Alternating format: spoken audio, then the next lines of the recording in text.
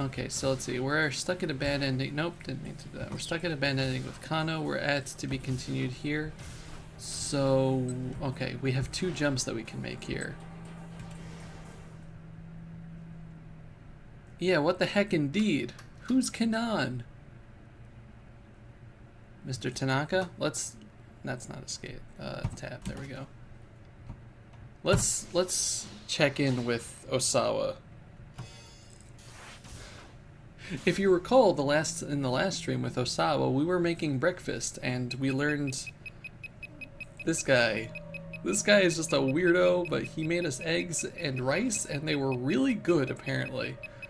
Director, if you have a moment. Tanaka poked his head into the kitchen. I've got something urgent to discuss with you. Yes, of course. Osawa took the bug tracker from his pocket and handed it back to Kajiwara. Alright, Kajiwara is the weirdo. Tanaka's a different guy. I won't be needing this anymore. This guy... There's Tanaka. Okay. As soon as they had left the kitchen, Tanaka leaned in close and whispered to him, I got an email from Hitomi. He showed his cell phone to Osawa. Right. Tanaka is the assistant. Osawa's assistant guy. Looks like my sister's being held captive in a blue minivan somewhere in Shibuya. But that man is still chasing me, so I can't really go looking for it. A blue minivan? Allow me to handle this, sir. I'll figure something out. Osawa knew he trusted Tanaka for a reason. Thank you, he said with a bow. I don't trust Tanaka anymore. Oh, you wouldn't happen to know any place she might have gone, do you, sir? What? It's just that all she told me is she's been moving around.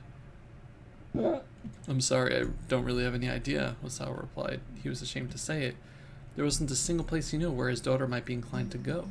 I see. Tanaka, picking up on his discomfort, was visibly embarrassed himself. He hastened to change the subject.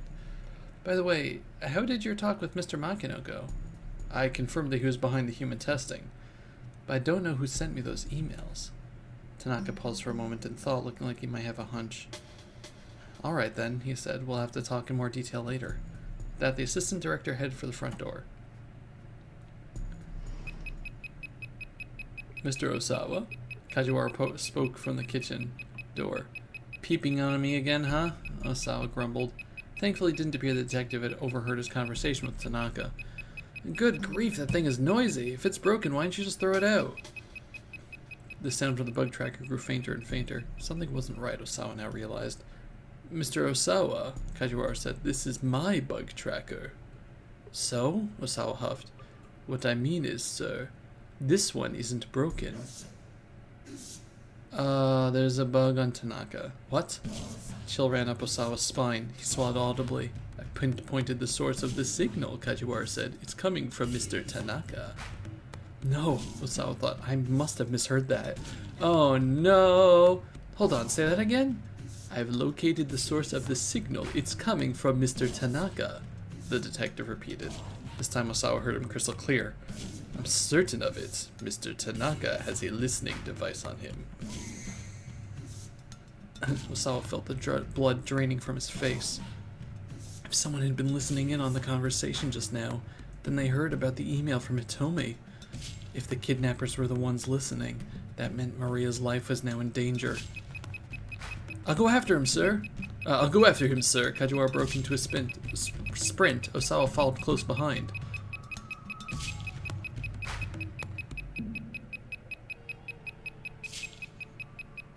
Oh boy. Oh, that's not good.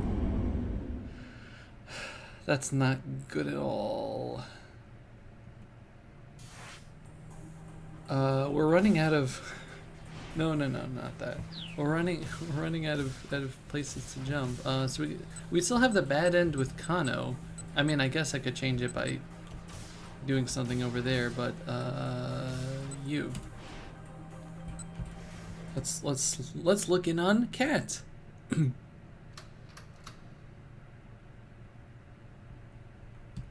Tanaka? For a moment, all was silent. Maybe it's just a cat. Right? Okay, let's take a look over here.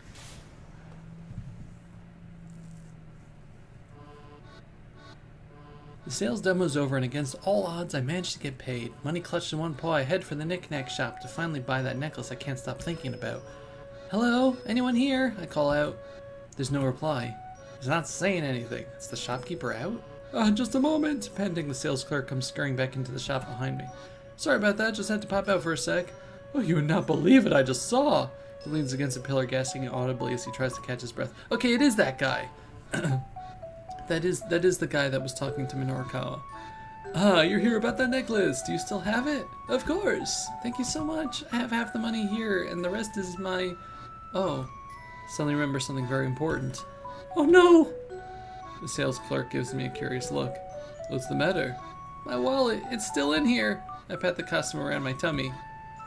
So, why don't you just take that outfit off? Well, I mean, the zipper's kind of broken. I wouldn't be having all this trouble if I could just get out of this darn costume. Kind of broken? It's way more broken than that.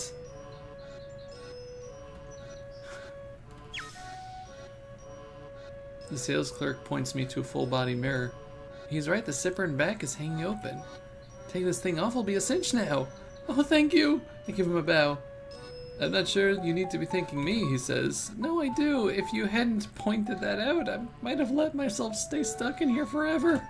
So really, thank you so much. I bow again and again.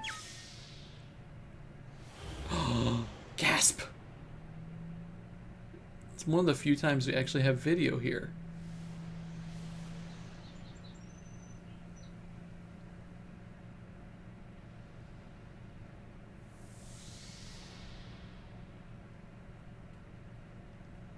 To be continued! No!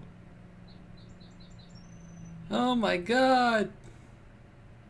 It totally is her! It totally is her! Ah! Okay. So, is there a choice here that we could have made better?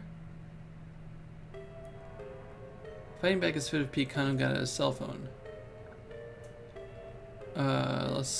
Let's dial up Detective Fujiwara.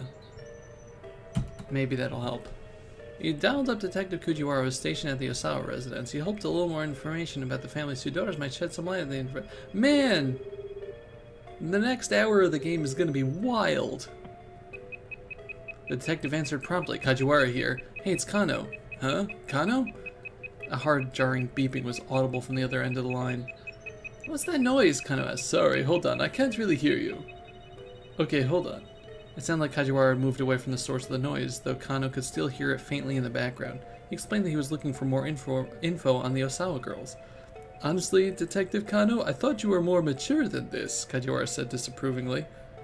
Come again? Kano said, bewildered. What's with the attitude all of a sudden? You've got a little crush, don't you? Fujiwara told him. What? No, Detective, that isn't why. You mustn't let yourself get personally attached to the investigation. Still, I was young and impulsive once myself. I guess I can tell you one thing. Kano kept his cell phone pressed tight against his ear. The two girls, they look exactly alike. Fujiwara kept his voice low as if he were revealing a major secret. It is a major secret! Ah! But Kano knew this already. We didn't know this already! We just found this out on Tama's route. Everyone assigned to the investigation had been informed that the girls were twins at the previous night's briefing. However, Fujiwara continued still sotto voce. Their personalities are pretty different. The younger sister Hitomi is quiet and reserved, but Maria's apparently more of a busybody. I see. Kano thought back to Hitomi standing in front of the statue of Hachiko. He had indeed seemed like an introvert, though Kano had also sensed her intense commitment to helping her sister. Perhaps she was less demonstrative, but her heart certainly seemed to be in the right place. Why? Kano heard someone shouting in the background wherever Fujiwara was. What was that just now? He asked. Mr. Osawa, the girl's father. I think something might have happened. Fujiwara's voice was laced with concern. I should go see what this is all about. Yeah, probably. But Kano, tell me. Yes? Which one is it? Which one do you have a crush?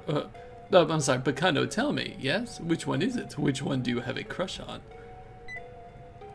Kano hung up.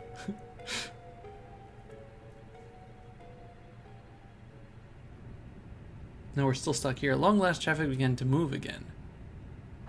Almost as soon as it did, however, Stanley had to slam on the brakes. Okay, so this is the same thing, right? there's him, and then we take him in for questioning. There's Al-Karwan. Yeah, we saw this already. That he was out on the street. Guess you didn't get the memo. Yeah.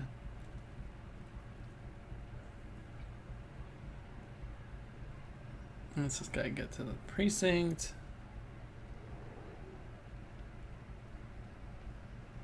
Must have escaped on his own.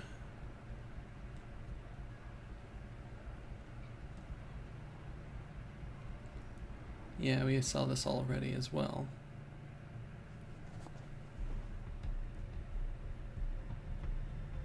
And this is where we just get stuck for...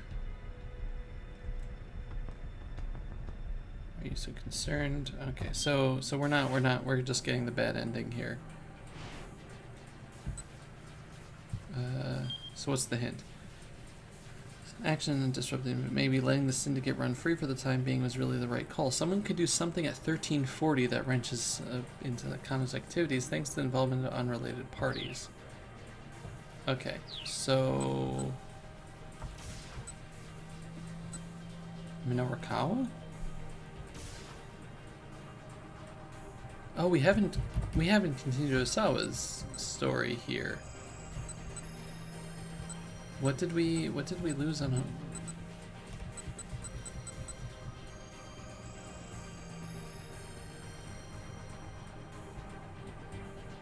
Why did we lose all that stuff in Osawa?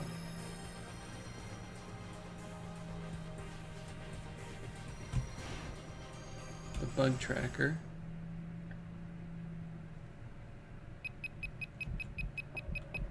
That's weird. What did we undo? From all over the room.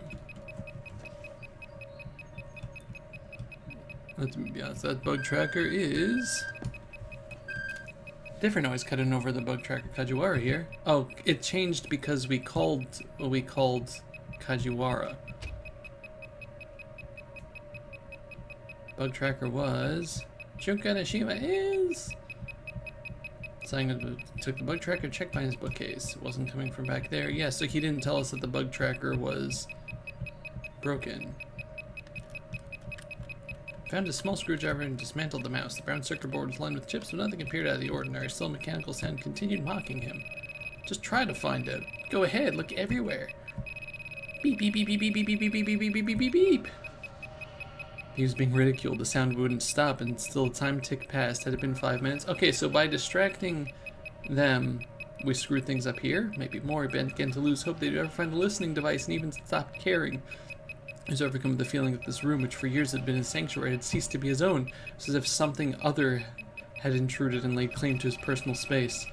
In his fevered mind, he began to hear the tracker sound a high-pitched laugh, an accursed, relentless noise, cruel and taunting, the mockery of the devil himself. Osawa hurled the bug tracker against the wall. Then he picked it up, only to smash it back into the floor. Then he stomped on it ferociously. There was a satisfying snap, accompanied by the sensation of the thing being crushed underfoot.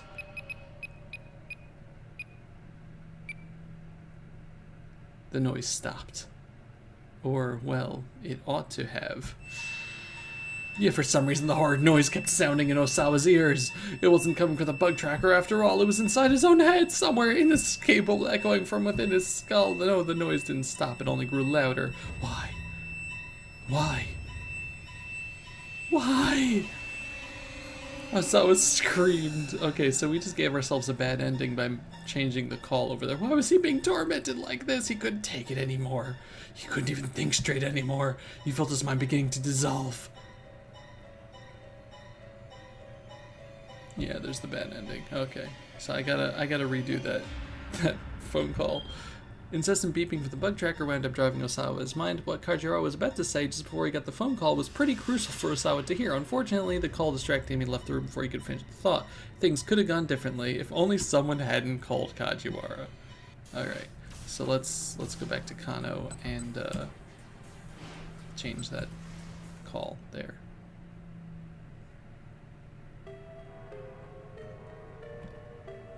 So yeah, let's talk to Sasayama.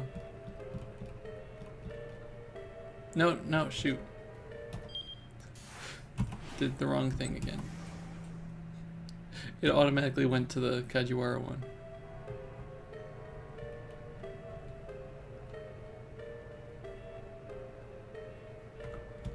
Okay, Dell's up Sasayama, make sure his partner, blah, blah, blah, blah. Okay, so... Do I have Osawa's whole line back? We do. Okay. So let's go check 1340, so that's not a thing. Can't be that. Oh my god! Oh my god, I just realized it changed her name from Tama to Maria! Ah! Oh my god! It did it! Whoa! Wait! Wait a second! Oh, that's crazy. Alright. Shoot. What do we do? I guess... Well, what? No, I don't think that's necessary. Let's see. 50, 40, 40. Yeah. So we have Maria to take off the thing, but that screws up with Achi's timeline, so that can't be it. Minorikawa. Is it Minorikawa's then? Let's try this out, I guess. Fine. What did Yamagashita say? Wow. Wow. What a twist. Nothing came to mind. It's about time to wrap this up. Thank you for your time. If you'll excuse me, I have to get an interview. Of course, allow me to walk you out. That won't be necessary. I'm in trouble. Okay, so gotta run before those guys show up. Just a personal thing is all. They parted ways outside the building. Okay, so by not asking him the extra question, Yanagashita gets out. And we don't hold him up long enough for his debtors to show up. They parted ways outside the building and Minorikawa headed off to the cafe to put his article together.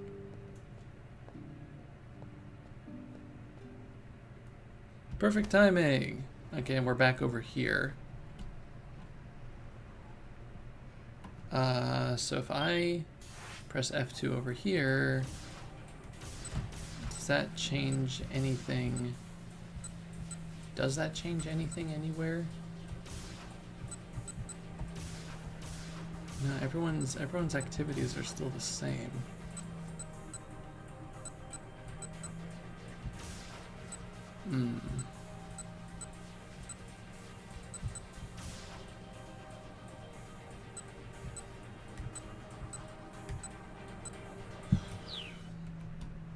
I don't know. Got a scoop for ya. Some foreign guy with handcuffs. Would ask what's going on in this game, but I don't know if it would clear anything up. There was a kidnapping and a ransom that may or may not have larger consequences, and we've been trying to have one party with trying to find the kidnappers and the missing girl, and another party with her twin sister who they tried to also kidnap. One second. I'm gonna put this on autoplay for the moment.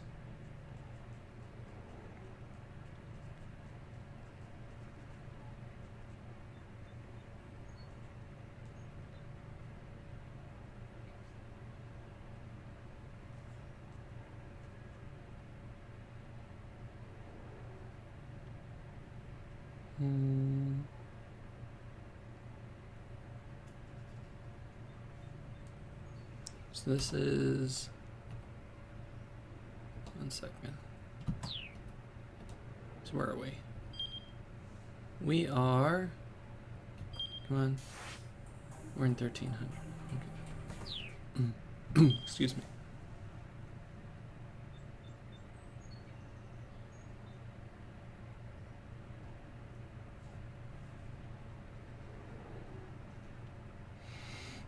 You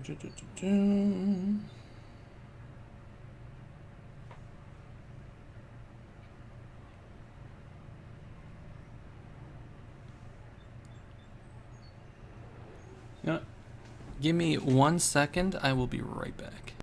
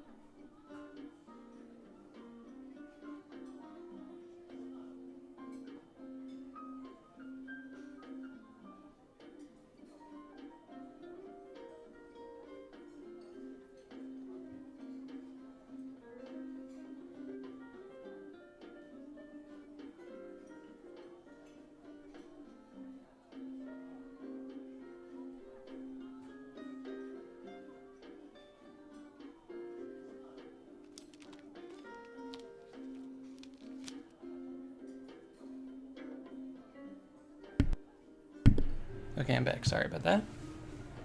I'm gonna have this keep playing out while I try to see what the heck we have to do.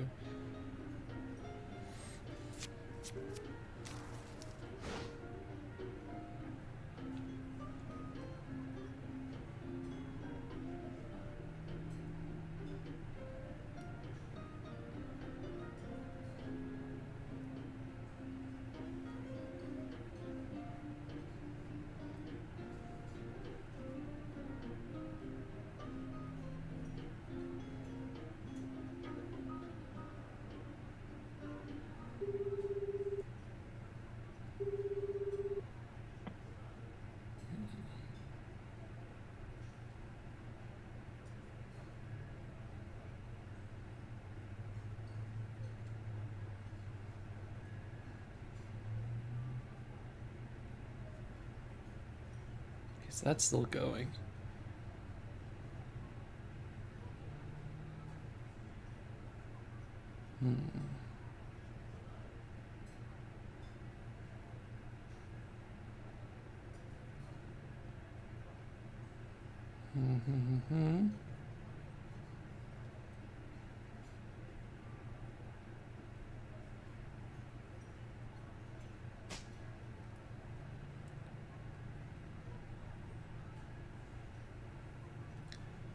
Yeah, I don't know why I'm stuck here.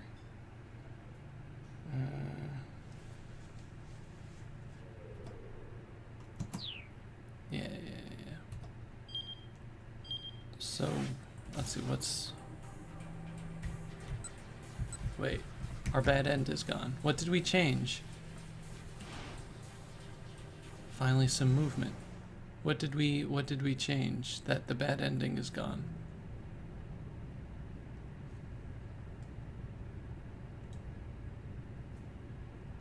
Stanley had to slam on the brakes. Oh, okay, all right, okay. So by letting Mr. Yanagashita go, he's the one that stops the car this time. Man, okay, fine. That's wild. Okay. The frantic-looking man had jumped out in front of the car. Whoa, hey, what the hell are you doing? Kano sputtered. The stranger plastered his face against the passenger side window. Open up, he shouted. Open the door! The guy showed every sign of total panic. Junichi Yanagashita somehow managed just after parted ways with Norikawa, and now he's running his way in quite a panic at that. I don't think that we need to jump, right? There's no reason to jump to Norikawa, I don't think. Don't do it, Stanley warned. Kano hesitated. It wasn't like they could just drive off with this fellow clinging to the car. Please, you gotta look at that face. Look at that face. Oh, you gotta help me. The man slipped his fingers through the gap in the window, trying to force it further open. Help me. Whoa, hold on. What's your deal? Help me. Sir, just tell me what. Help me. Look up ahead, Stanley exclaimed suddenly. Kano whipped his head around. There, walking along the sidewalk ahead, was Al-Karawan, very much not in custody. What the hell? Kano tried to jump out of the car, but the frantic stranger had gotten his upper body wedged in the window and the door wouldn't open. Stanley, his usual steely expression replaced with a look of shock, exited on the driver's side and went after Al-Karawan himself. Kano shouted at the man in the window, "Get out of the way!" Stanley, we are all right, get in. You know what? All right, get in. Get in! The guy was that desperate to get inside, Kano wasn't about to stop him. Besides, he needed to get the guy to calm down and let go of his arm. Oh, the man yelped. Let go, let go! He was the one holding Han. Why was he demanding to be let go? What the hell's going on? Just as kind of thought was forming, the crazed stranger was yanked back out of the car, dragging Kano with him. A pair of rough-looking men had grabbed him by his lower body. No, no, he screamed. I can't do 80 days hard labor. Somehow he was still managing to cling to the car door.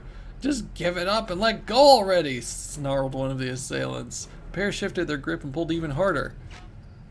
Kano heard the sound of tearing fabric as the two toughs tumbled backward. Just like that, the crazed stranger was stripped down to his boxers. He let out a pathetic wail. Of course he's wearing Love Heart boxers. I'm thoroughly convinced that no one actually wears those, but somehow it just became a thing for every incident of comic pants losing. Oh man! The two tops burst in uproarious laughter at the sight. Now's our chance! One of them managed to sputter. The pantsless man snatched up his ruined garment and bolted like a startled hare, to dart off incredibly quickly in the manner of a fleeing rabbit. Yanagishita runs a lot more like a rat than a rabbit, though. Still cackling madly, his two pursuers rushed after him. That poor man! Kano was still staring dumbstruck at the spectacle when Stanley returned to the car.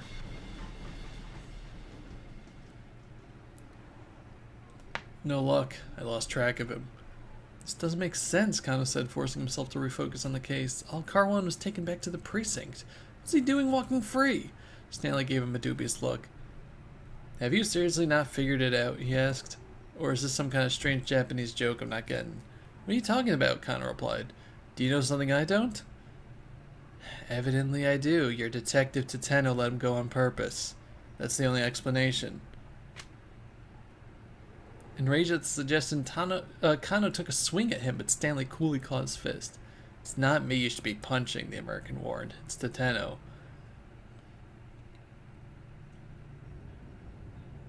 Abashed, Kano radioed up Kuze on the wireless. Sir, did Detective Tateno bring Tariq Al-Karwan into the precinct? It would appear that Detective Tateno has gone rogue, Kuze replied with chagrin. No! He what? Surely Kano had misheard. We've received an eyewitness account. Someone saw him allowing the suspect to go free. No, it can't be. We currently do not know Detective Tateno's whereabouts, or just what the hell is going on with him. After Kano ended the call, Stanley let out a low chuckle. I see. Looks like you had a traitor in your midst. Kano grabbed him by the collar. Stanley snorted. What are you trying to pull here? Tell me what you know, Kano snapped. All I did was state the facts.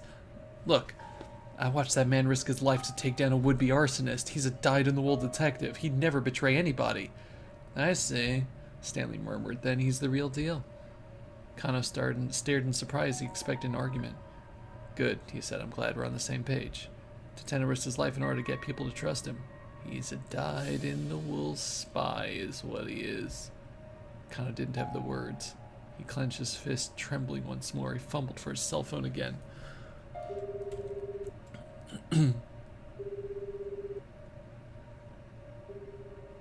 He dialed Tateno's number. The phone rang 5 times and failed to connect. There has to be a reason for this, Kano muttered. Tateno must know something we don't.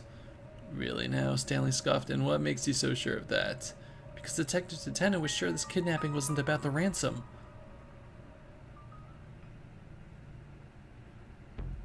Kano's mind drifted back to 9 o'clock that morning. Ahead of their stakeout, the Scramble, he was walking with Tateno through the halls of the Shibuya precinct. We're going to do a bang-up job out there, Detective Tateno, he chirped. He's maybe a bit too excited about getting to take part in such a major case. Tateno patted Kano on his back. You need to take a step back. You're not letting yourself see the forest for the trees. What do you mean, sir? What I mean is that this is no ordinary kidnapping. Tateno's words triggered a little revelation. You're talking about the location for the ransom handoff, aren't you? Kano said. It doesn't make sense for the criminals to pick such a major intersection. Warmer, Tateno replied. Kano frowned inwardly. He'd been so sure that was the answer. Have you thought about why they asked to have the sister make the handoff? Kano thought some more before answering. Because women are easier to deal with, he suggested. Colder. If that was the case, why not pick the mother? Well, no, what worries me is the fact that Osawa girls are twins. They're having us send someone to the handoff who looks identical to the girl they kidnapped. What's going to happen when we do that? What is going to happen, sir? Kano asked. I'm not sure yet, but I have a feeling the kidnapper's plan hinges on it. So they're going to replace the girl? Are they running trials, like, to see with the twins if they react differently to that virus or something? The two exited through the precinct's main entrance. Up ahead, rows of buildings stood tall against a backdrop of bright blue sky. Tateno let out a quiet sigh. To think that so many terrible things are happening out there on such a beautiful day. Solve one case and others waiting, he went on, as always. What is it about people that drives them to do such horrible things? A girl abducted out of pure greed. When I think about how her parents must feel, I almost can't bear it. They made their way toward the Scramble, Tateno continued talking in a quiet voice. My father was a raging alcoholic. The house was always a complete mess. He was loud, violent, never had any money, always reeked of booze. My mother, she would cry and cry. I was afraid to come home. Every day I stayed out playing as late as I could possibly manage. Kano could hear the pain in Tateno's voice. That life took too much of a toll on my mother. She died when I was still in grade school. And my father, he just got worse. I was there with him at the end after he'd wasted away to almost nothing. Not the sort of childhood I ever wish on anybody. It sounds like you really went through a lot. Kano hated himself for uttering such an empty platitude, but he had no idea what else to say. Kano, as old as I am, I still don't really know what it is to be happy. I think that's probably because I've never known what it's like to have a happy family. Tateno sounded so forlorn. The only happiness I know how to protect is other people's happiness. Kano heard in those words the soul of a true detective.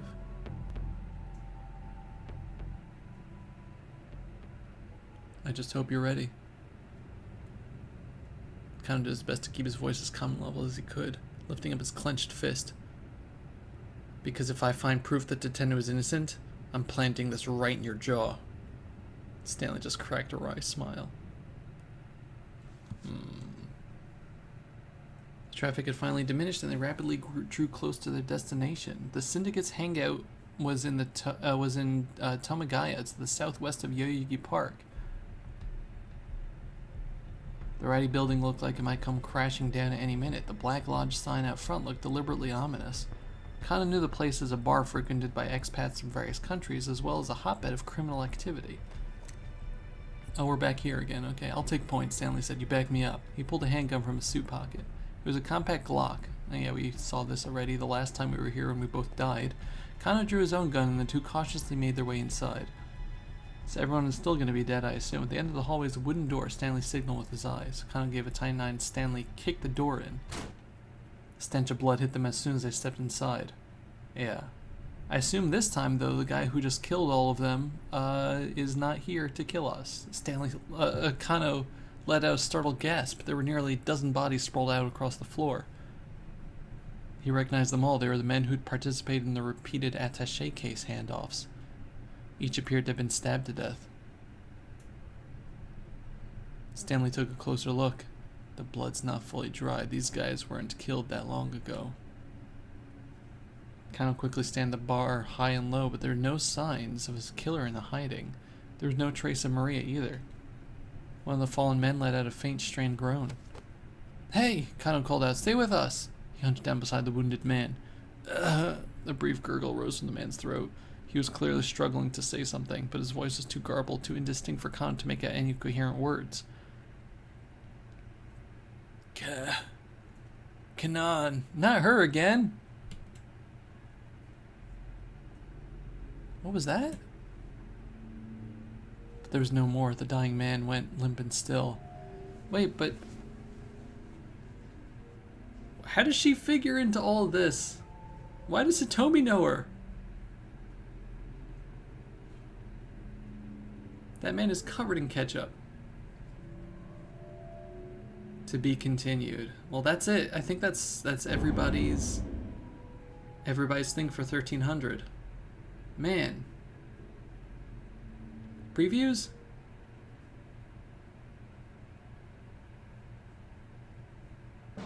There we go.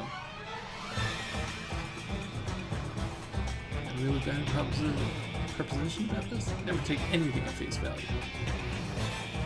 Just who are you calling Flim Flam? Do you know me? Hoarded so many things to yourself. Where the heck is this going? Man, okay. Achievement unlocked, deadly preposition. Look at that! Oh my gosh! Tama has turned into Maria. That's wild! Absolutely wild! Before they like hammered in the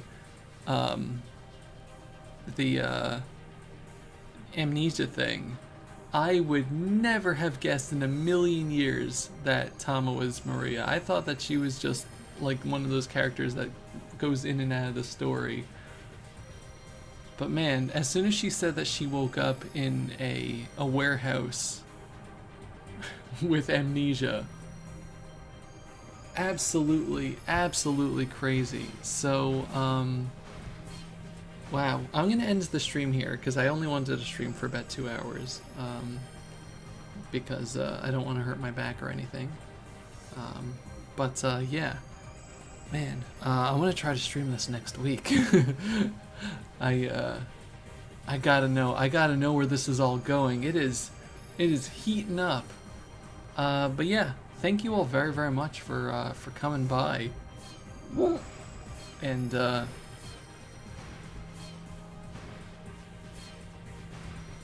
wow.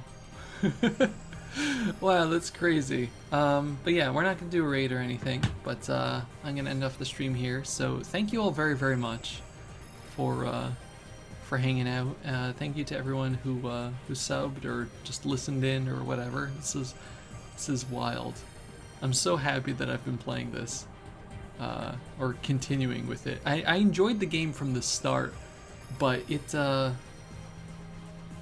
ramping up. It's ramping up. But yeah. Anyway, have a great day, everybody. Bye.